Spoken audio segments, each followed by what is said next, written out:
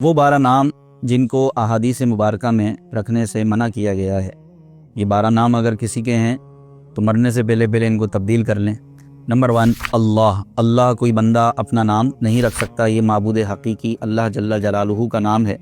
کوئی شخص اللہ نام نہیں رکھ سکتا، یہ رکھنا منع ہے۔ اسی طرح صرف خالی رحمان نام رکھنا یہ درست نہیں ہے۔ ہاں، عبداللہ اور عبد الرحمن نام رکھنا درست ہے، صرف رحمان نام نہیں رکھ سکتے۔ نمبر 3 رزاق۔ یہ بھی خالی رزاق نام رکھنا درست نہیں، اور پکارنے والوں کا پکارنا درست نہیں۔ عبد الرزاق نام رکھنا درست ہے، خالق نام رکھنا درست نہیں، عبد الخالق نام رکھنا درست ہے۔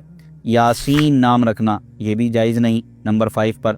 نمبر 6 پر طٰہٰ اگر کسی کا نام ہے تو یہ بھی درست نہیں۔ ہاں، غلام یاسین یا غلام طٰہٰ نام رکھنا درست ہے۔ محمد نبی 7 پر۔ اسی طرح نمبر 8 احمد نبی، اسی طرح نمبر 9 جبرائیل، نمبر 10 میکائیل، نمبر 11 عزرائیل، اور نمبر 12 اسرافیل۔ یہ وہ نام ہیں 12 کہ جو احادیث مبارکہ میں رکھنے سے منع کیے گئے، اور فرشتوں کے ناموں پر نام رکھنا بھی منع ہے۔